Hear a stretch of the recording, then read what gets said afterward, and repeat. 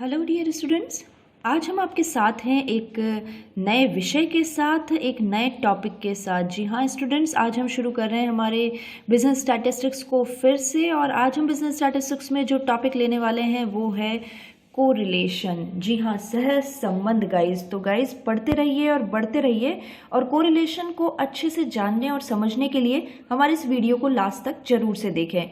तो शुरू करते हैं गाइज आज की ई क्लास। स्वागत है आपका डॉक्टर विनीता अरोड़ा की क्लास में। सबसे पहले जब हम बात करना चाहते हैं कि कोरिलेशन होता क्या है, कोरिलेशन का मीनिंग क्या है, सहसंबंध क्या है, तो इसके संबंध में मैं आपको बता देना चाहती हूँ कि कुछ 4 पॉइंट्स में मैं आपको इसकी डेफिनेशन बताऊंगी। आप ध्यान रखिएगा गाइज, हम जो कोरिलेशन पढ़ रहे हैं यह एक सिंपल कोरिलेशन पढ़ रहे हैं, यानी यहाँ पर एक सरल सहसंबंध की ही हम बात करेंगे फिलहाल। तो हम इस सरल सहसंबंध के मीनिंग की बात करें तो सबसे पहले यह एक बाइवेरिएट एनालिसिस है। देखिए बाइवेरिएट एनालिसिस क्या है, इससे पहले हम स्टैटिस्टिक्स में जितना भी पढ़ चुके हैं वह यूनिवेरिएट एनालिसिस था, यानी एक चरीय विश्लेषण था। यहाँ आज जो हम पढ़ रहे हैं वह द्विचरीय विश्लेषण पढ़ रहे हैं। नाम से आपको पता चल रहा होगा गाइस कि द्विचरीय यानी यहाँ पर 2 चरों का समूह आपको मिलेगा। अभी तक हम केवल एक्स वेरिएबल की ही बात किया करते थे, चाहे हम डिस्पर्जन कैलकुलेट करें, चाहे हम स्क्यूनेस कैलकुलेट करें या मेजरमेंट ऑफ सेंट्रल टेंडेंसी की बात करें। हमने यूनिवेरिएट एनालिसिस को पढ़ा, लेकिन आज से हम जब सहसंबंध की बात कर रहे हैं तो यह एक द्विचरीय यानी 2 चरों के विश्लेषण की बात करेंगे।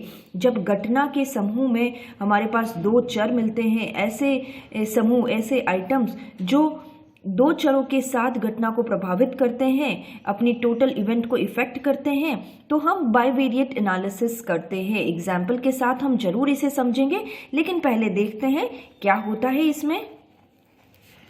सबसे इम्पॉर्टेंट 2 वेरिएबल्स का होना यहाँ बहुत ज़रूरी है। देखिए, क्योंकि इसीलिए मैंने आपको बात की थी कि हम सिंपल कोरिलेशन पढ़ रहे हैं, यहाँ पर 2 वेरिएबल्स ही होंगे। यदि हम मल्टीपल कोरिलेशन की बात करते हैं तो मल्टीपल कोरिलेशन में एक से ज़्यादा वेरिएबल्स हो सकते हैं, लेकिन सिंपल कोरिलेशन के दृष्टि से देखा जाए तो यहाँ पर 2 वेरिएबल्स होंगे। 2 वेरिएबल्स कौन कौन से? One is independent and the another is dependent। Guys ये इंडिपेंडेंट और डिपेंडेंट का क्या मतलब होता है ये मैं आपको थोड़ा अच्छे से समझा देती हूँ। देखिए, डिपेंडेंट वेरिएबल और इंडिपेंडेंट वेरिएबल सिंपल सा कंसेप्ट है। एक चर स्वतंत्र होगा और एक चर आश्रित होगा। स्वतंत्र से मेरा मतलब, यानी जब मैं इंडिपेंडेंट वेरिएबल की बात करती हूँ तो स्वतंत्र से मेरा मतलब है जो चर पहले परिवर्तित हो, which changes first। यानी यहाँ पर हम ऐसे इक्वेशंस को देखेंगे, हम ऐसे वेरिएबल्स को, ऐसे इवेंट्स को देखेंगे जो 2 तरह से प्रभावित होते हैं, 2 चरों से प्रभावित होते हैं। पहला चर जो पहले परिवर्तित होता है और उसके पहले परिवर्तन के परिणाम स्वरूप वहाँ दूसरा चर जो कि डिपेंडेंट होता है, पूरी तरह से इंडिपेंडेंट चर पर आश्रित होता है, जो बाद में परिवर्तित होता है, तो उससे डिपेंडेंट वेरिएबल कहते हैं। एक एग्जाम्पल के साथ में बात करती हूँ। मान लीजिए आपकी स्टडी और आपके रिजल्ट की बात करें। देखिए, स्टडी और रिजल्ट दोनों आपस में द्विचरीय विश्लेषण है। 2 चर हम यहाँ पर है, दैट मीन्स हमें बाइवेरिएट एनालिसिस करना होगा। इंडिपेंडेंट कैसे? आप जितनी पढ़ाई करेंगे उसके अकॉर्डिंग ही आपका रिजल्ट रहेगा। यदि पढ़ाई नहीं तो रिजल्ट नहीं, दोनों ही आपस में देखिए किस तरह से एक दूसरे से डिपेंडेंट हैं। पढ़ाई पहले इंडिपेंडेंट और इसी तरह से आपका रिजल्ट जो होगा वो पढ़ाई पर पूरी तरह से डिपेंडेंट होगा। जितनी पढ़ाई उतना रिजल्ट। नाउ सबसे इंपॉर्टेंट बात जो मैं अब आपके सामने रखना चाहती हूँ वो है 4th पॉइंट, जो कि है कॉज एंड इफेक्ट रिलेशनशिप। क्या होता है गाइज मैं ये आपसे बात कर लेती हूँ। ये कारण और परिणाम संबंध क्या होता है? कारण और परिणाम संबंध का मतलब, जैसा कि मैंने आपको बताया था, इंडिपेंडेंट और डिपेंडेंट, स्वतंत्र और आश्रित चरों में आपस में कॉज एंड इफेक्ट रिलेशनशिप होना चाहिए। एक रिलेशनशिप होना चाहिए कि पढ़ाई ज़्यादा की इसलिए मार्क्स ज़्यादा आए। ऐसा नहीं होना चाहिए कि कोई भी चर जो आपस में डिपेंडेंट है ही नहीं, उनमें जबरदस्ती का हम बाइवेरिएट एनालिसिस कर कर दें। तो ये चीज़ इम्पॉर्टेंट है कि दो चरों के बीच में कॉज एंड इफेक्ट रिलेशनशिप होना चाहिए।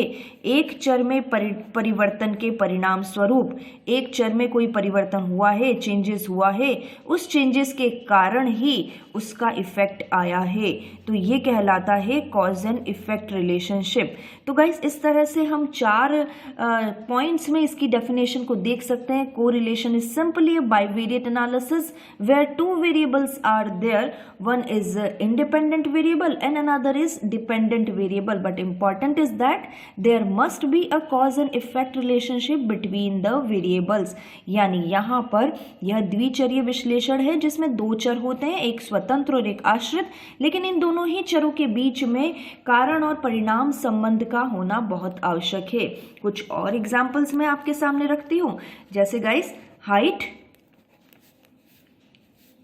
And wait. जैसे जैसे आपकी हाइट बढ़ती है वैसे वैसे वेट भी बढ़ेगा। आप यदि केयरलेस हैं तो एक्सीडेंट होने के चांस भी ज़्यादा हो गए हैं।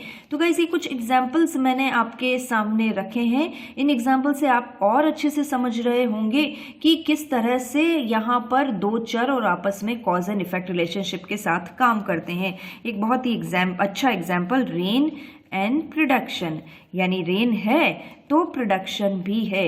ये कुछ एग्जाम्पल हैं जो एक सिंपल कोरिलेशन के जिसमें हम 2 वेरिएबल्स पर काम करते हैं। नाउ गाइस अब बात कर लेते हैं जल्दी से टाइप्स के बारे में, यानी कोरिलेशन के कौन कौन से टाइप्स होते हैं, सहसंबंध के प्रकार कौन से हैं। सबसे पहला आपके सामने है ही पॉजिटिव एंड नेगेटिव कोरिलेशन। ध्यान से समझिएगा गाइस, ये चीज़ें आपको एज यूजुअल नहीं समझाई जाती है, यहाँ मैं आपको बहुत अच्छे से इसे क्लियर कर देती हूँ। पॉजिटिव और नेगेटिव कोरिलेशन क्या है? देखिए, जब 2 चरों के बीच में कोरिलेशन का डायरेक्शन एक ही तरफ का हो तो ये पॉजिटिव कोरिलेशन होगा। मेरे कहने का मतलब ये है जैसे जैसे हाइट बढ़ती है वैसे वैसे प्राइजेस बढ़ेगी, यानी दोनों ही चर, चाहे वो x है चाहे वो y है, दोनों ही चर एक ही डायरेक्शन में जा रहे हैं। यदि डिमांड कम है, यदि सप्लाई कम है, तो यदि प्रोडक्शन कम है तो सप्लाई भी कम होगा, यानी यहाँ पर प्रोडक्शन कम है तो सप्लाई भी कम है। देखिए दोनों ही तरह में डायरेक्शन एक है, तो ये पॉजिटिव कोरिलेशन कहलाता है। नाउ नेगेटिव कोरिलेशन की बात करते हैं। नेगेटिव कोरिलेशन जब एक वेरिएबल तो ऊपर की तरफ जाता है, एक वेरिएबल नीचे की तरफ जाता है, या फिर एक वेरिएबल नीचे की तरफ जा रहा है जो कि स्वतंत्र चर है और आश्रित चर ऊपर की तरफ जा रहा है, तो यह एक नेगेटिव कोरिलेशन है। एग्जाम्पल मैं आपके सामने रखती हूँ। प्राइजेस बढ़ी तो डिमांड घटी, यदि प्याज के भाव बढ़ गए तो उसकी डिमांड भी घट जाती है। इसी तरह से यदि प्राइजेस घट गए तो डिमांड बढ़ गई। तो ये चीज़ें हमारा एक नेगेटिव कोरिलेशन को क्रिएट करता है। ध्यान से समझिएगा, don't get confuse. Now linear and non linear correlation. यदि रेखीय और अरेखीय सहसंबंध की बात करें गाइस, तो रेखीय सहसंबंध क्या होता है? यानी जब हम ग्राफ पर उस सहसंबंध की स्थिति को प्लॉट करते हैं, यानी x और y वेरिएबल्स के साथ में प्लॉट करते हैं, तो ऐसी स्थिति में जब सहसंबंध कुछ इस तरह का बनता है, एक लाइन की तरह से बनता है, यानी एक वेरिएबल से दूसरे वेरिएबल में परिवर्तन होने में उनमें समान परिवर्तन दृष्टिगोचर होता है, एक तरह का सेम चेंजेस दिखता है, तो वो एक लीनियर यानी रेखीय स्थिति को प्रदर्शित करता है। इसी तरह से नॉन लीनियर कोरिलेशन यानी अरेखीय स्थिति, यानी यहाँ पर देखिए जब हम ग्राफ पर प्लॉट करें तो किसी तरह से कोई रेखा नहीं बननी चाहिए, चाहे वो इस तरह का हो सकता है चाहे किसी भी तरह का, लेकिन लीनियर नहीं होगा, अरेखीय टाइप का, नॉन लीनियर टाइप का कोरिलेशन होगा। तो ऐसी स्थिति में इसे अरेखीय सहसंबंध कहते हैं। नाउ बात करते हैं सिंपल, मल्टीपल और पार्शियल कोरिलेशन। इसका नाम मैं शुरू से ही ले रही हूँ इसलिए आपको कुछ तो आइडिया हो गया होगा। देखिए सिंपल कोरिलेशन की बात करें तो सिंपल कोरिलेशन 2 वेरिएबल्स के बीच में ही होगा, यानी जब हम 2 वेरिएबल्स का ही अध्ययन करते हैं तो ये एक सिंपल कोरिलेशन या सिंपल इवेंट का गणना करना कहलाता है। नाउ मल्टीपल कोरिलेशन, देखिए यदि मैं एग्जाम्पल लेती हूँ रेन और प्रोडक्शन का, देखिए हमेशा प्रोडक्शन क्या केवल रेन पर ही डिपेंड करता है? नहीं, हम अच्छे से जानते हैं कि यदि हमें प्रोडक्शन अच्छे से चाहिए तो प्रोडक्शन के लिए बारिश भी अच्छे से होनी चाहिए, इसके लिए मिट्टी का प्रकार भी अच्छे से होना चाहिए, इसके लिए बीज भी अच्छा होना चाहिए, इसके लिए क्लाइमेट कंडीशंस भी अच्छे से होनी चाहिए और कई सारी स्थितियां होती है तब जाके हम अच्छा प्रोडक्शन करते हैं। सिंपल कोरिलेशन में हम क्या कर रहे थे? केवल रेन और प्रोडक्शन को ही मेजर कर रहे थे, लेकिन मल्टीपल में कई सारे वेरिएबल्स होते हैं जिसकी वजह से एक आश्रित चर प्रभावित होता है, यानी ये सभी चर स्वतंत्र हो गए हैं और एक चर आश्रित हो गया है। अपनी स्टडीज़ की बात करें तो देखिए स्टडीज़ केवल आपका रिजल्ट जो है वो केवल स्टडीज़ पर ही डिपेंड नहीं करेगा। आपका घर का माहौल कैसा है, क्या आपने एक्स्ट्रा कोचिंग्स ली है, क्या आपको पढ़ने का सही तरह से क्लाइमेट मिलता है, ये सारी स्थिति, आपके दिमाग का IQ क्वोशिएंट कैसा है, ये सब चीज़ें आपके रिजल्ट पर इम्पैक्ट डालेगी। तो गाइज ये एक मल्टीपल कोरिलेशन कहलाएगा। नाउ तो फिर बात करते हैं पार्शियल कोरिलेशन क्या है।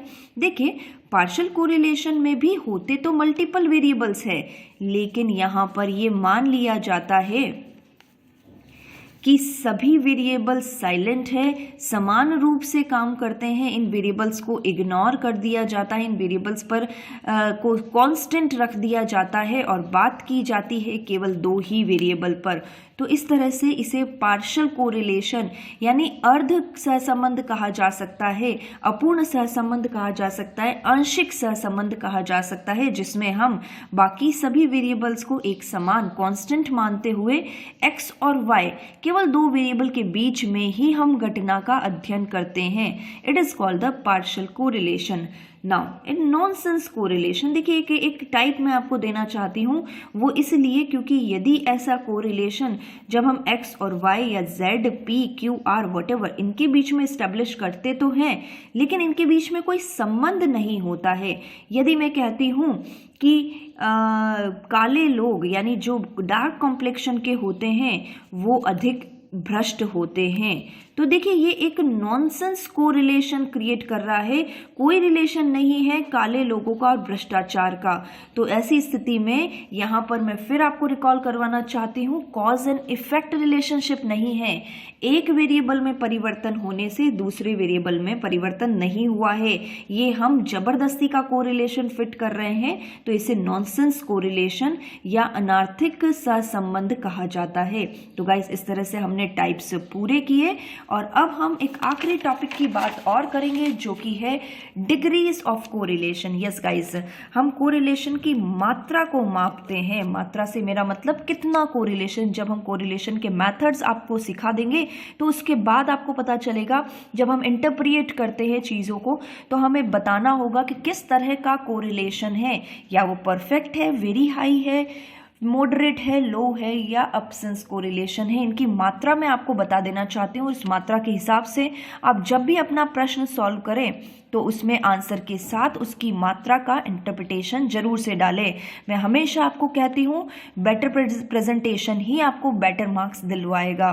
तो गाइज देखते हैं परफेक्ट कोरिलेशन में जब आपका आंसर +1 है या -1 है। यदि नेगेटिव कोरिलेशन की बात करें, आपको अच्छे से पता है negative correlation in the sense एक वेरिएबल ऊपर एक नीचे या एक नीचे एक ऊपर, और जबकि हम पॉजिटिव कोरिलेशन की बात करें तो दोनों ही वेरिएबल्स का डायरेक्शन सेम होना चाहिए, तो ऐसी कंडीशन में पॉजिटिव क्रिएट होगा। तो जब हम परफेक्ट कोरिलेशन की बात कर रहे हैं तो +1 और -1 यदि हमारा आंसर आता है तो परफेक्ट कोरिलेशन है। जबकि वेरी हाई कोरिलेशन की बात करें तो 0.9 से ज़्यादा, ठीक है, इधर हम माइनस कर देते हैं, -0.9 या उससे ज़्यादा की बात हम करते हैं तो हम वेरी हाई कोरिलेशन की बात करते हैं। मान लीजिए हमारा कोरिलेशन आता है 0.95, तो हम कहेंगे यह पॉजिटिव वेरी हाई कोरिलेशन है। नाउ फेयरली हाई की बात करते हैं, यानी सामान्य उच्च सहसंबंध की बात करें तो देखिए ये 0.5 से 0.9 के बीच में होना चाहिए। माइनस की बात करें तो 0.75 टू माइनस का 0.9 तक होना चाहिए। इसी तरह से नेक्स्ट मॉडरेट कोरिलेशन की बात करें तो वो 0.60 से 0.75 के बीच में होना चाहिए, -0.60 टू -0.75। लो डिग्री कोरिलेशन की बात करें तो 0.30 टू 0.60 तक होना चाहिए, माइनस में ले लीजिए तो ये नेगेटिव कोरिलेशन हो जाएगा। इन डिग्रीज को अच्छे से याद कीजिएगा, आपको इंटरप्रिटेशन में फ़ायदा होगा। वेरी लो की बात करें तो लेस देन 0.30, लेस देन -0.30। जब कोरिलेशन नेगेटिव होगा तो अपने आप माइनस में आंसर निकलेंगे, तो आपको आइडेंटिफाइड हो जाएगा कि ये नेगेटिव कोरिलेशन है। और अब्सेंस कोरिलेशन, जब कोरिलेशन 0 आंसर आता है तो आप कहेंगे कि दोनों ही चरों के बीच में कोई कोरिलेशन नहीं है। तो गाइस इस तरह से हमने सीखा आज कोरिलेशन क्या होता है, इसके टाइप्स कौन कौन से हैं और इसकी डिग्रीज कौन कौन सी है। तो गाइस हमारे वीडियोस को पसंद कीजिए, शेयर कीजिए और हमारे चैनल को सब्सक्राइब करना बिल्कुल भी मत भूलिए। Thank you guys, see you in the next class.